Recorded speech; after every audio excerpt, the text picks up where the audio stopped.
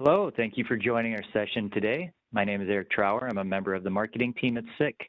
For those of you not familiar with us, SICK is a leading provider of sensor solutions. Today, we welcome Tyler Gleeden, Market Product Manager for Industrial Safety Products with SICK, who will be demonstrating the latest safety solutions for ensuring a safe environment in your logistics center, including robotic safety applications. If you have any questions during the presentation, please type them in the Q&A box found on the right-hand side of your screen.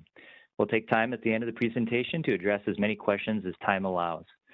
Lastly, I'd like to mention that following today's presentation, a recording of this webinar will be emailed to each of you, as well as those who registered but were unable to attend. At this time, I'd like to turn it over to our presenter, Tyler Gleeden. Thank you, Eric. So today we are talking about two areas you need to safeguard in your distribution center. Now, as a safety guy, I would contend that you need to safeguard all of your areas in your distribution center, especially where there is hazardous motion that could be accessed by anybody. But these two areas that we'll talk about are of special interest in our hot topics lately, and are definitely areas where it'd be good to focus some time on. So looking at the agenda, first I'm going to do a quick overview of our safety portfolio at SICK. Then we will look at the applications which we're talking about, those two areas that I've mentioned, and then we'll look at the safety solutions that SICK has available to safeguard those applications. So starting with the SICK safety portfolio. SICK has a very wide portfolio of safety products, systems, and solutions. I think that most people are aware that SICK is a manufacturer and seller of optoelectronic protective devices like safety light curtains, safety laser scanners. We also have single beam safety photoelectric sensors and a safe radar system as well. We of course also have a whole portfolio of safe control solutions, from safety relays to rotary switch configurable safety controllers to software configurable safety controllers. At this point, it's worth mentioning across all of our safety devices that require software configuration that we do provide that software for free. So we have kind of two main softwares that we use. It's FlexiSoft Safety Designer as well as Safety Designer. Those both, again, are available free on the website, sick.com. You don't need to register. I don't need to provide any information. You can simply search for those softwares on the website and download those onto your PC.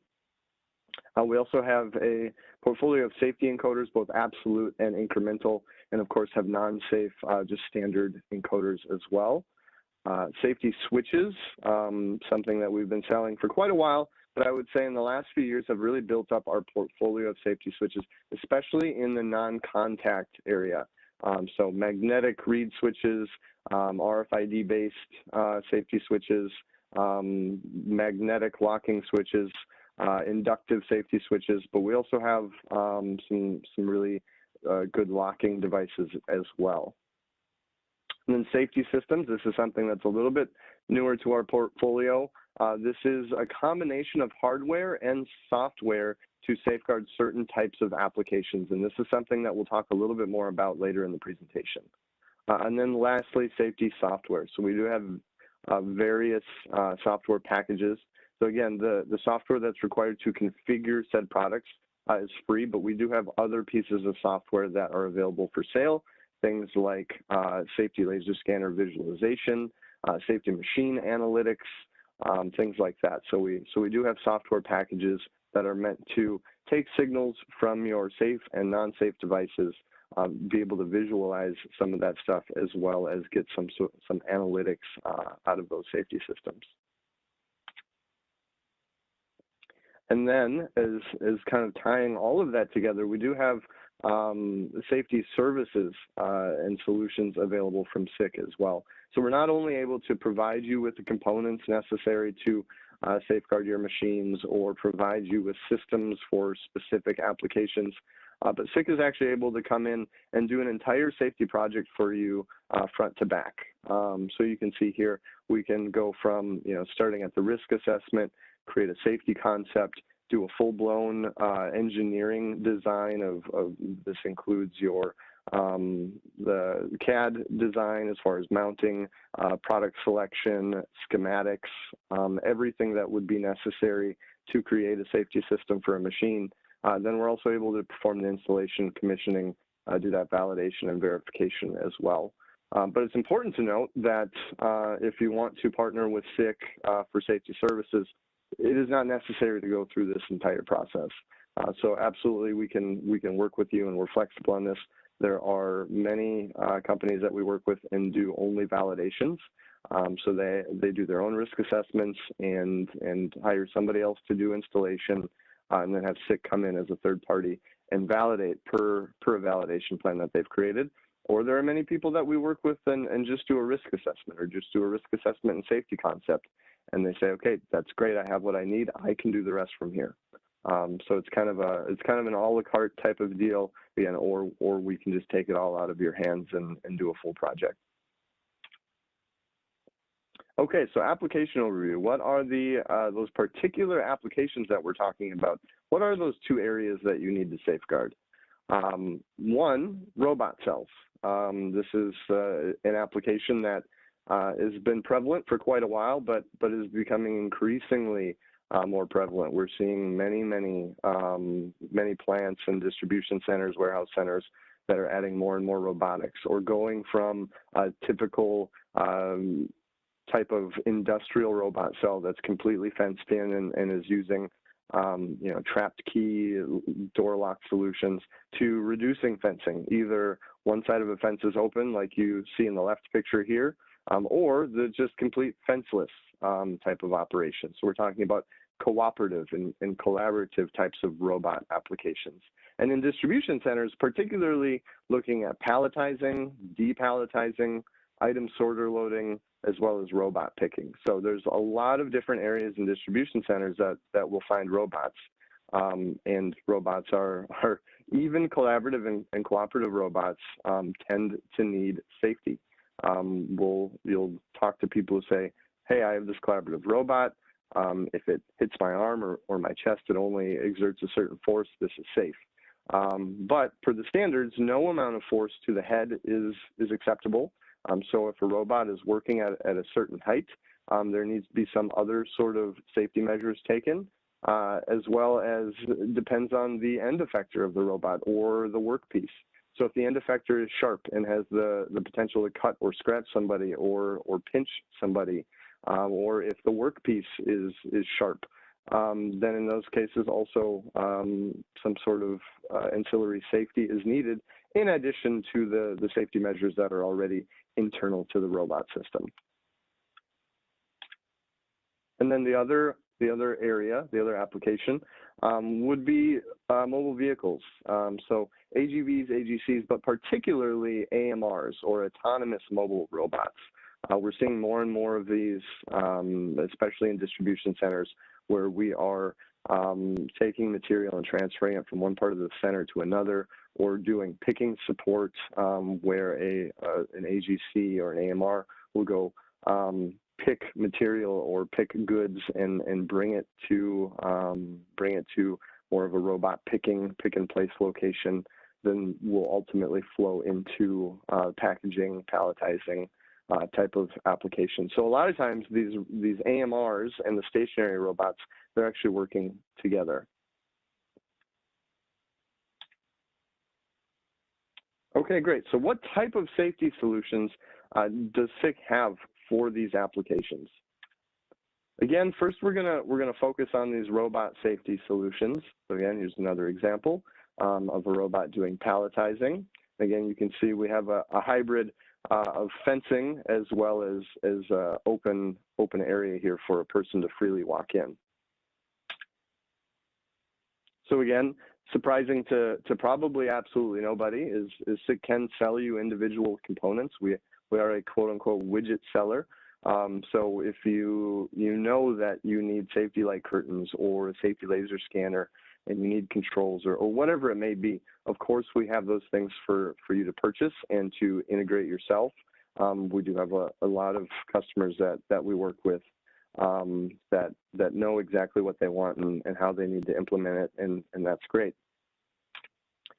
The thing that I would say a lot of people know, but not as many know that as we sell components, we are a full safety service and solution provider, as I mentioned a couple slides ago. So that's kind of on the opposite end of the spectrum from individual components, where you're not choosing the components that you need to safeguard a machine. SICK is actually going to come in and do all the work for you as far as determining what is the risk on this machine, where do safety measures need to be taken, what is the performance level required of those safety measures, and what products are best suited to safeguard those areas and reduce risk to an acceptable level. And then kind of a combination of the two, fitting somewhere in between, where it's not just components, but it's not a full-blown services and solution, would be our safety systems. And these are systems that are, we have robot systems, we have a system called Safeguard Detector that is meant for cartoning machines in particular. But the one that we're going to focus on most today is our Sbot safety systems, or our Sbot safety systems, which are particularly focused on cooperative robot applications, as well as just standard non-cooperative robot applications. But before we talk about those safety systems, I do want to talk about those individual components, because whether you are going to hire SICK to do safety services and complete a full project, or you are going to purchase a safety system, you're always going to, at some point, end up with the components. So we want to talk about what makes those components unique, and why are these components best to suit these applications and others. So first, we're going to talk about we're going to focus on the safety laser scanners, because in both cases with robots and the AMRs, the main kind of the rock star of the solution there as far as the optical performance goes are safety laser scanners. So here, if you can see me in the video here, I do have a Microscan 3 safety laser scanner. This is an Ethernet IP variant. So the Ethernet IP, the network variants look a little bit different from the IO variants. The IO variant is a little bit shorter, but not by a whole lot. And then we have the NanoScan as well. So you can see here the comparison of the two. The NanoScan is quite a bit smaller than the Microscan. So very compact profile. The NanoScan is our low profile, compact safety laser scanner. Things that both of these scanners have that sets them apart is reliable technology and rugged design. So when we talk about reliable technology, SICK has been manufacturing safety laser scanners since 1994. SICK actually invented the first LiDAR-based safety laser scanner with the PLS in '94, and we've been coming out with new variations with new technology ever since. And that's really culminated with the Microscan and the NanoScan and safe HDDM scanning technology, which makes it very robust and resistant to false trips, as well as the rugged design. These are very impervious to errors due to shock and vibration. They are designed and tested in such a way that the really, really minimal electromagnetic interference is possible. And so we've been implementing these scanners in industrial applications for many, many years. And we've taken all those lessons learned and created a very, very good scanner or scanners with the Microscan and NanoScan. Smart integration. Both scanners do utilize standard M12 connectivity, so no proprietary connectors. These are M12 cables that you probably already have on your shelves. Of course, SICK does sell all of the M12 cabling that is necessary for our products, but you don't need to get those from SICK if you have somebody else that you already work with. That's the wonderful thing about the standard connectivity, is you can get those cables anywhere and they are nearly always available. Intelligent functionality. These scanners are packed with the most advanced functions and technology of any safety scanner on the market, and we'll talk a little bit more about that in future slides. And then lastly, intuitive operation. So you can see that these do have very visible LCD displays on the front that indicate specific errors, specific warnings, so like contamination warning. There's a really easy to understand graphic that will pop up telling you need to clean the lens, things of that nature, as well as being able to get diagnostics out over Ethernet on some of the variants, or diagnostic outputs over the I/O as well. Going back to the point about reliable technology and safe HDDM, so I mentioned that before. Safe HDDM stands for high definition distance measurement. This is a patented scanning technology that it takes many, many more data pulses, does a lot of overlapping and averaging of measurements, so that the measurement of the scanners is much smoother, and we can understand, hey, what's dust flying through the air, or what is ambient light or IR light from another device, and ignore that and say, okay, we only care about the actual objects that we want to see, and we can ignore all these other things and not have the false trips that are so synonymous with optical devices like this. So it's all about more uptime, higher productivity with these scanners.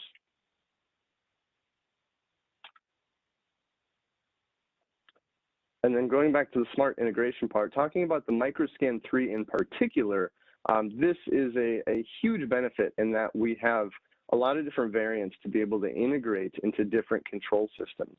So regardless of what type of controls you're using, we have a solution for almost everyone.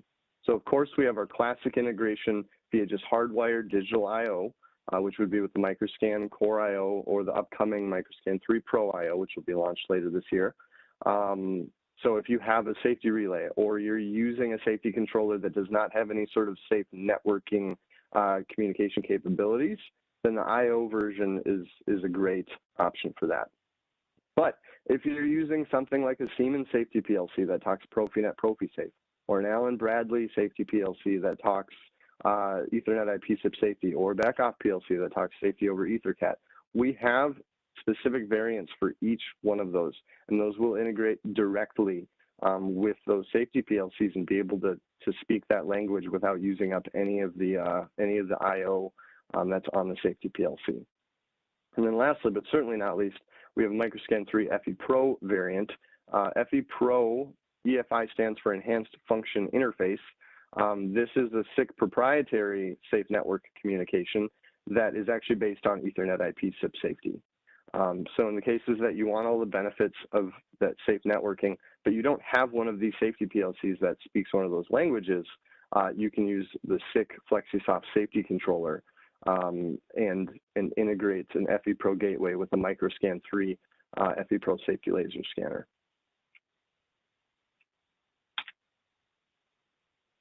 And then to build on that discussion of FE Pro, that FE Pro gateway that again is used with FlexiSoft safety controller is a SIP safety originator. So as I mentioned, FE Pro is based off of Ethernet IP SIP safety, and it's great that the gateway is a SIP safety originator, because as we talk about robot applications, if you look at, there are variations of the FANUC robots, KUKA, Yaskawa, and ABB, so all the major players that do have Ethernet IP SIP safety communication on board.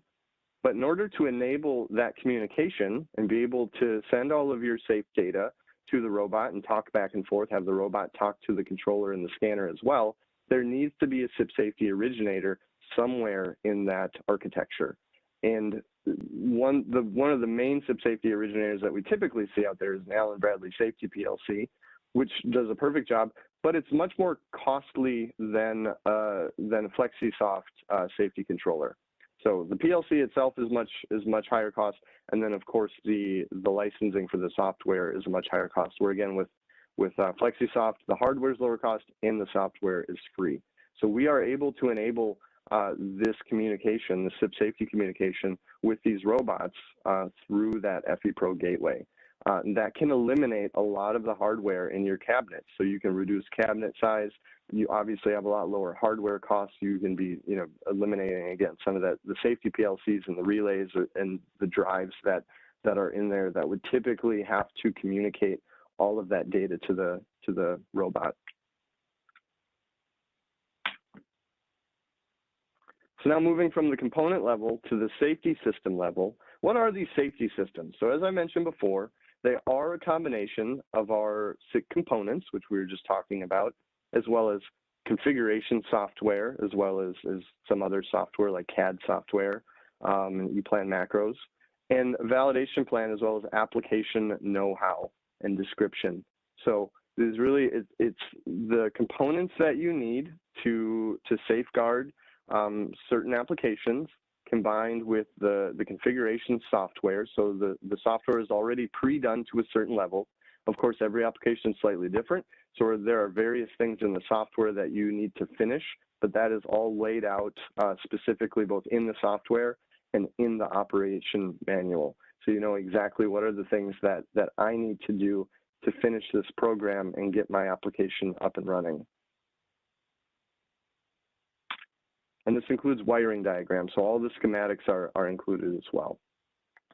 And then going to a more specific level of safety systems in the Sbot safety systems, so there are multiple flavors of these Sbot systems, or these safe robotics systems. So first we're going to start with the Sbot Stop. This is really designed for compact machine designs that have shorter safety distances to the hazard. So we're going to use vertical access protection, use light curtains, the DTEC 4, for our vertical access protection that will quickly detect anybody entering the cell and then stop the robot, combined with the safety laser scanner for our area guarding, basically observing or monitoring the area inside the cell to ensure there's nobody in there and that the robot cannot restart while somebody is inside the hazardous area. Sbot Speed is geared more toward cooperative and collaborative type robot applications, where we're actually able to slow down the robot, stop the robot, and then do automatic restart if implemented correctly. So this is more, so we're not using vertical light curtains for that access protection. We're only using the safety scanner to both slow down and stop the robot, and then also enable automatic restart.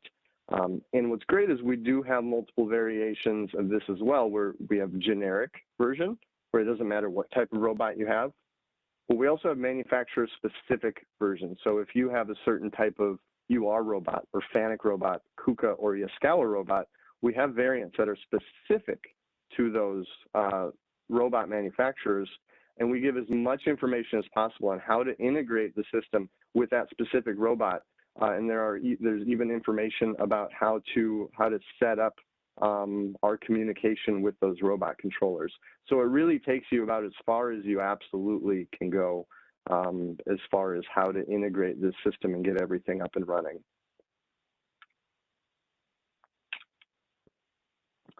And then the last specific Sbot variant that I want to highlight is this Sbot Stop and Sbot Speed UR Cap. So this is a really, really unique solution for the UR robots that use that smart teach pendant. Because now we've partnered with UR, you can actually configure the fields of the NanoScan 3 safety laser scanner through that smart pendant, that UR pendant. So you don't even need to use a laptop to do this. As you're teaching your robot, you can actually configure the NanoScan through that pendant. So that is a really, really unique solution that streamlines that entire setup and configuration. All right, so let's get into some of the fun stuff. How do these Sbot Speed systems work? So if we set up an Sbot Speed system with any one of those robots that we talked about, connected everything with the schematics exactly how it told us to, and set up the configurations, what would this look like? How would it work? So the first one, we're showing just a pass-through. If somebody walks through, they break that first protective field. And so PF1 means protective field 1. So we have protective field 1, 2, 3 here. So there are 3 simultaneous protective fields that we're monitoring. So this person, they walk into that protective field. Now the robot goes into slow speed. They leave that protective field. Now the robot's going to go back to full speed. So again, that's just kind of as a pass-by. Now we're going to show the sequence for doing automatic reset. Person enters protective field 1. Again, we go into our slow speed. They go into protective field 2.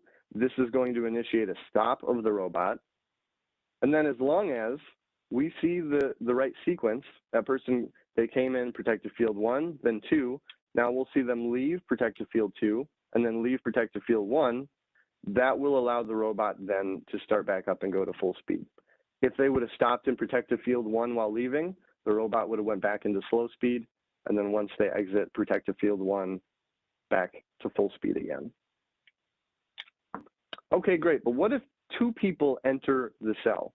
So I know some people might think, okay, well, what if somebody climbs up on the robot? What if somebody actually walks into that robot cell and then another person leaves? Is the robot going to start up and potentially harm that person that entered the robot cell?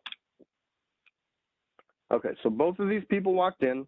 The robot would have first went into slow speed and then ultimately stopped when they hit that second protective field. But now this person wearing blue, they walk in and they're standing by the robot. Well, the robot still stopped, but then the person wearing gray, they walk out. Because of that third protective field, it initiates an e-stop of the robot, where basically we're going to require a manual reset. So because that person left, even though that person left and the scanner is not seeing anybody, we will not allow the robot to start up again, because again, that third protective field, if that is ever infringed at any point, will not allow an automatic restart. So now that person leaves, and we have to do a manual reset of the robot. Another situation would be, and I did not create an animation for this, but let's pretend this person comes into protective field 2, and then they jump up over this fence. That would also initiate an e-stop of the robot that would require a manual reset, because the scanner has to detect, well, more so, the controller has to detect that the scanner has seen a certain sequence. So in order to get that automatic reset, we have to go protective field 1, protective field 2, back to protective field 1, and then out of the cell.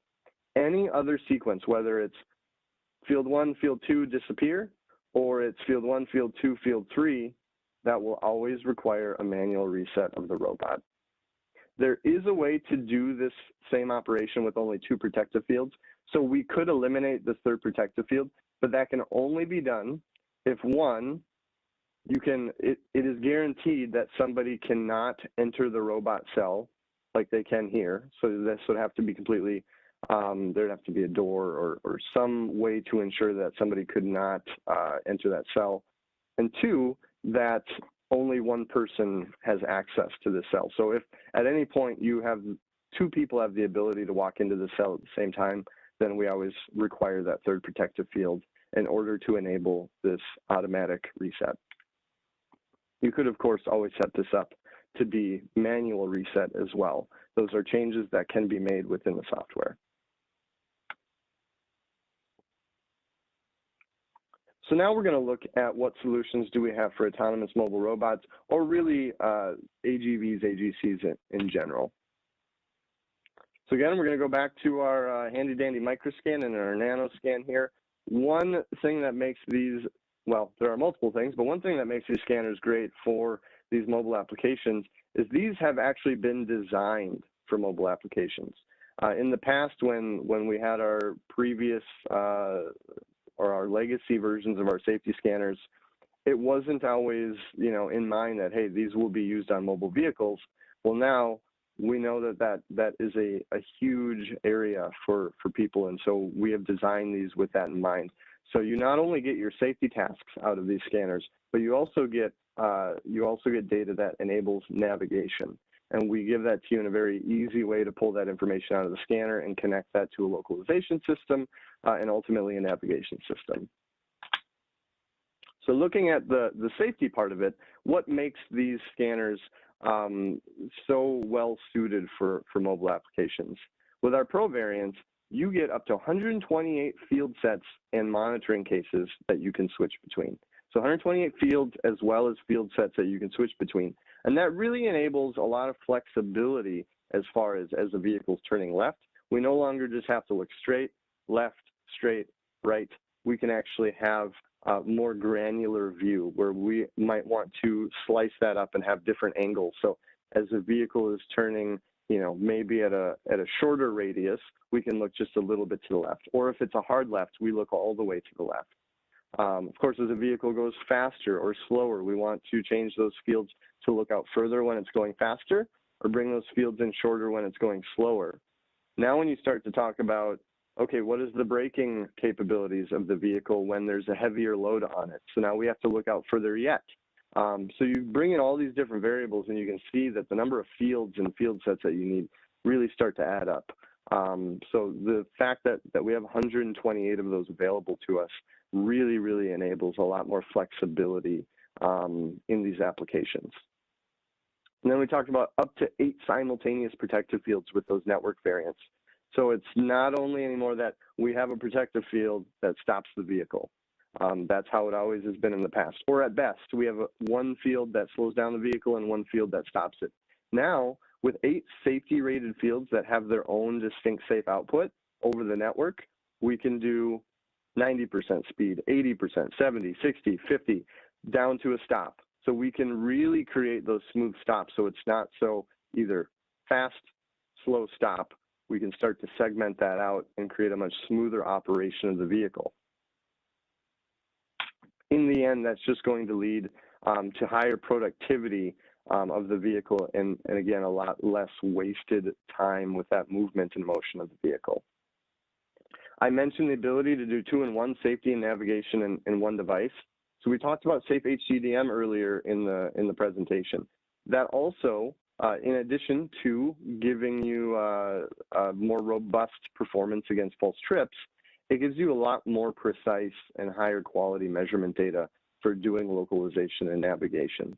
So if you look at the picture that's on the bottom right here, let me grab my handy dandy laser pointer, you can see this is measurement from the scanner using standard scan technology, something like an S300, S3000. You can see it's very jagged, a lot of systematic and statistical error that is included there.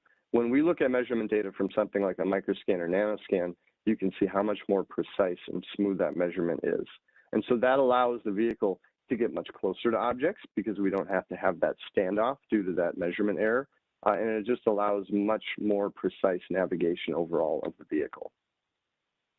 We do offer that measurement data out over Ethernet. That can be done on request or sent continuously. So if you're doing measurement data for navigation, typically we would probably want to send that measurement data continuously over TCP/IP to a certain computer that's doing that localization and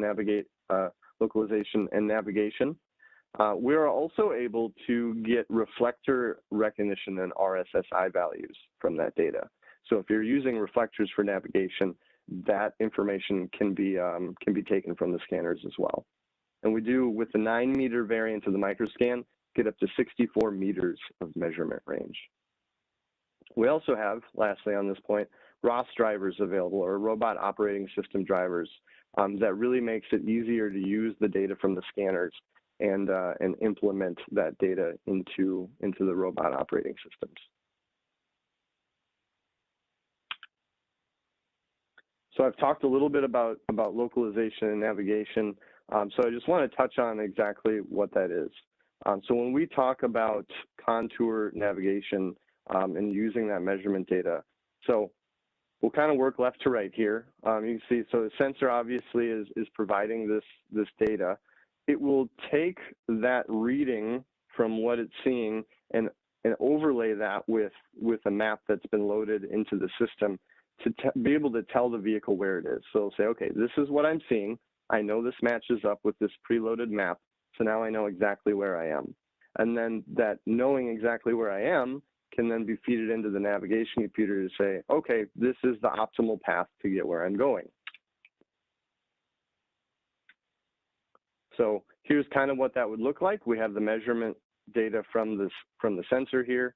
Again, we are overlaying that with the map. So now the AGV says, okay, this matches up exactly with that map. I know I'm right here, and now I know the best path to get where I'm going is to go this route. So SICK obviously has lots and lots of sensors that can be used for this. We have a lot of non-safe LiDAR-based sensors. as well as 3D point cloud sensors that can be used to feed into a localization software, or again, our safety laser scanners, which if you're using safety scanners for the safety, why not also use the measurement data out of them to reduce the number of sensors that you have on your vehicle, overall reducing the hardware cost and the time it takes to install and commission all of those sensors. And of course, additional sensors such as encoders can be used to enhance the localization reliability. Now, on the point of localization, I do want to bring up that SICK also has localization software. This is called LiDAR lock software, so LiDAR-LOC. This is a software and hardware combination that we have now that actually you can purchase them in a kit with our safety scanners or non-safe scanners and be able to do all of the localization capabilities and then feed that into another navigation system.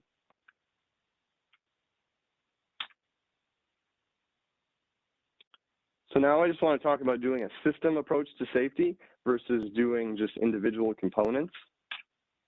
So we have the ability with our NanoScan 3 Pro IO and our upcoming MicroScan 3 Pro IO to have direct encoder inputs to a scanner, so we can do speed-based field set switching without any sort of safety controller or safety PLC in the mix.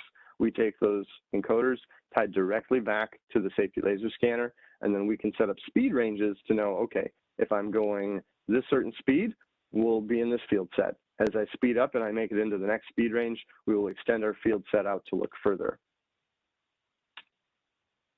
Now, if we look at network communication using like an Ethernet IP or a Profinet ProfiSafe, or as I'll show in this example, a FlexiSoft FE Pro system, we can tie those encoders into our MOC module, MOC, that's our motion monitoring module, which can take signals from incremental or absolute encoders.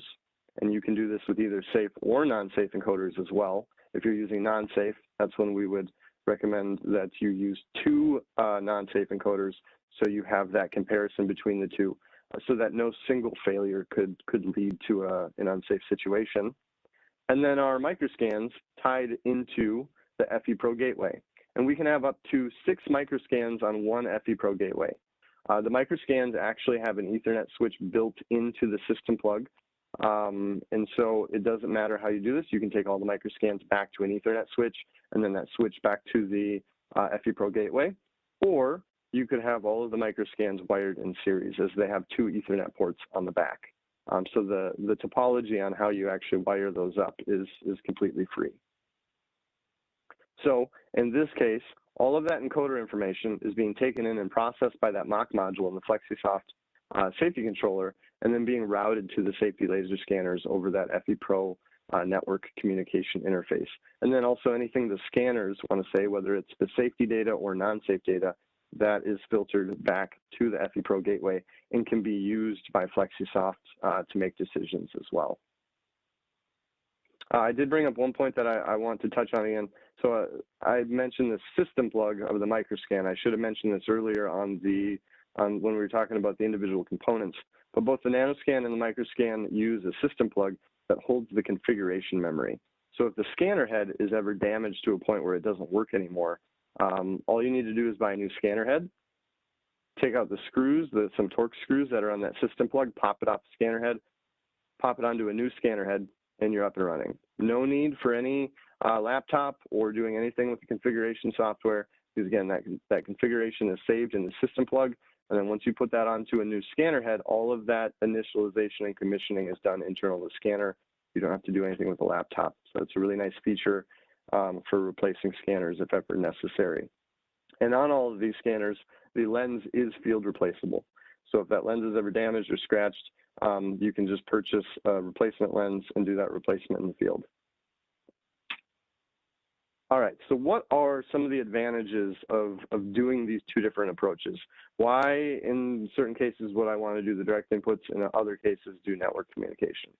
Well, if we're talking about direct inputs to the scanner, one advantage, of course, is fewer components. You're not routing things through a safety controller or safety PLC. It's much simpler setup, again, because you're not having to deal with the safety controls part of that. It's going to be lower cost. Again, you can get your speed information from the encoders. And then in the case that you want to do position information, like know when the vehicle's turning right or left, we could get that information from static inputs. So implementing a safe inductive or multiple safe inductive switches to detect the angle of the wheel. That could be sent back directly to the scanner and the static inputs of the scanner to help it make decisions on which field sets to be in, again, based off of both speed and position from those inputs. Okay, so what are the advantages of a network communication setup? Again, more of a system approach. Flexibility, certainly. We're going to have a lot more flexibility because we're using that safety controller.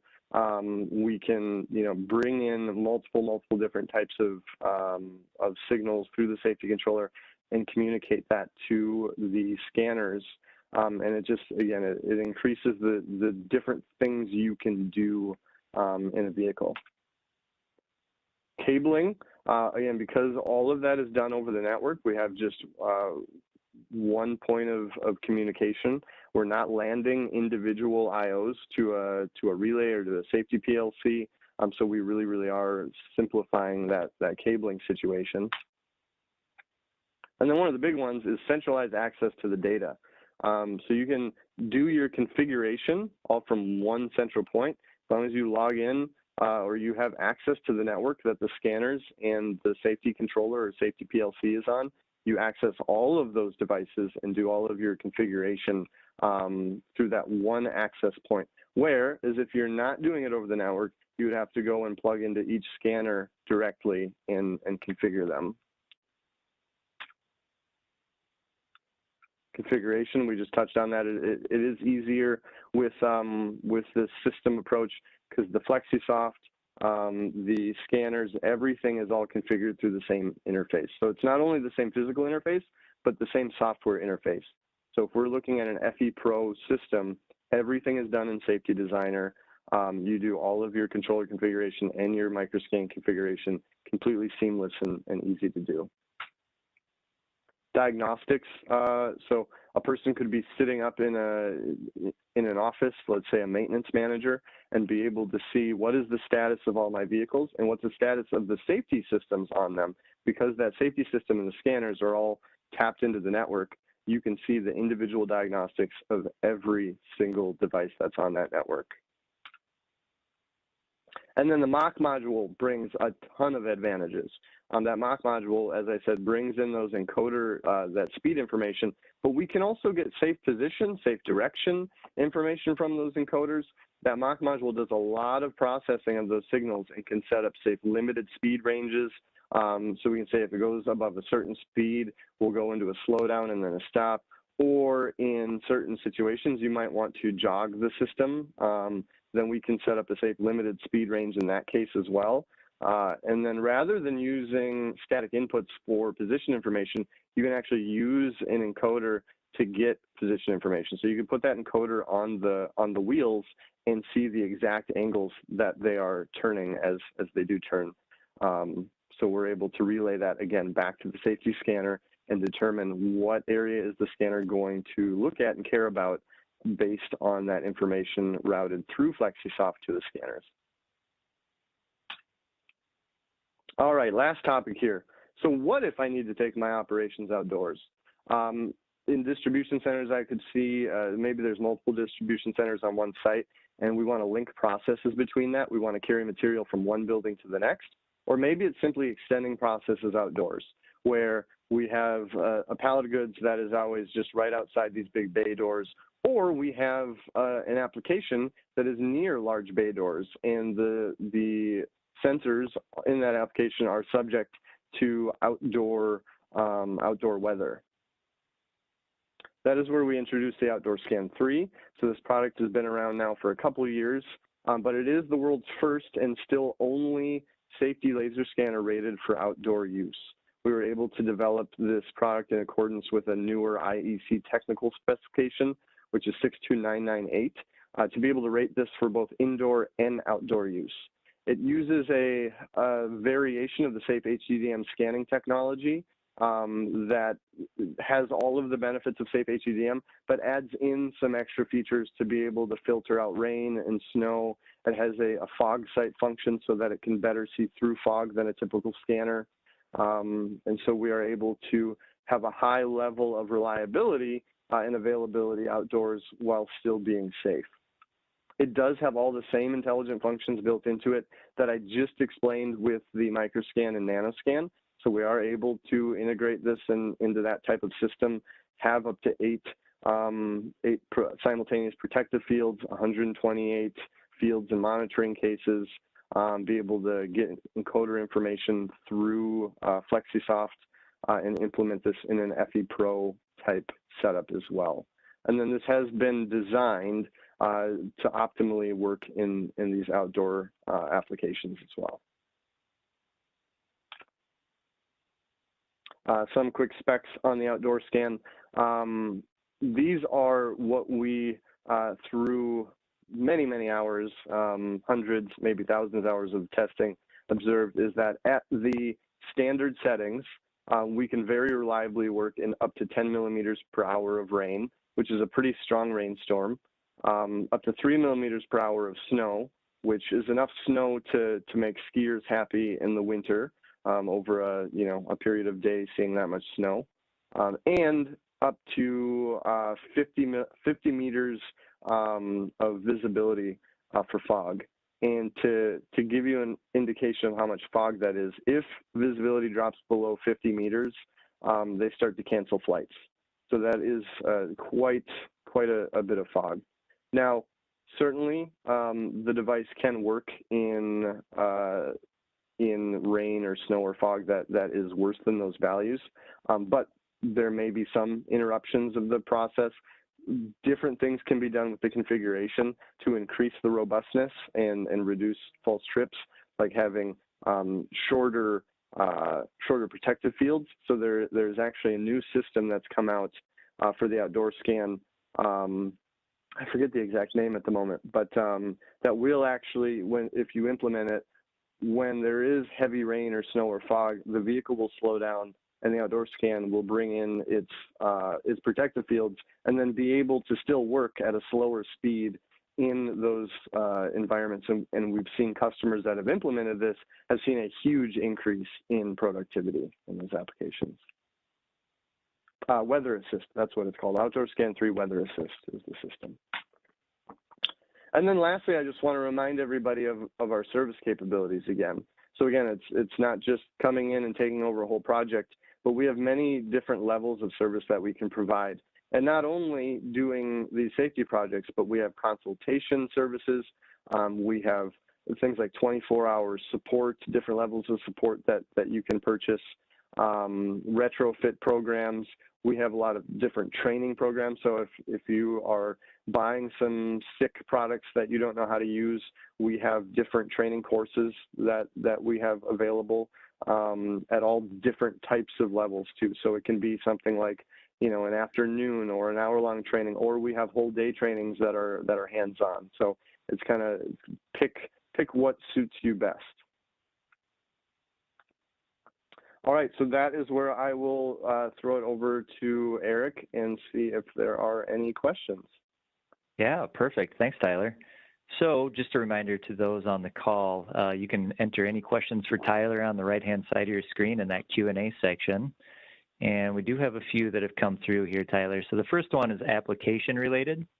The question is there a way to use scanners in a horizontal bandsaw application that allows the stock to pass through but prevents an operator's hand from reaching the blade?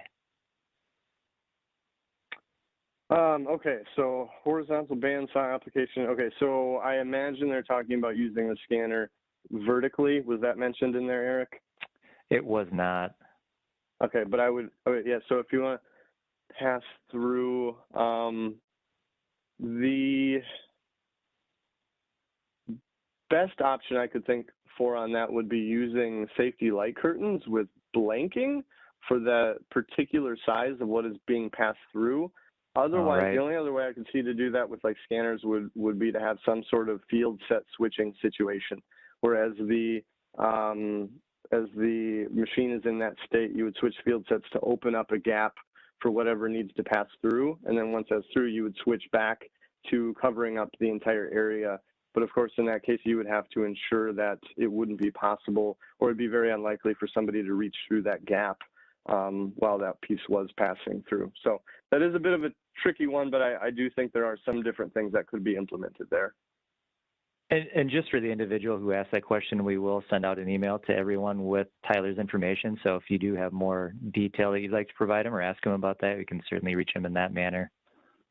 Okay, great. We do have a few more questions here.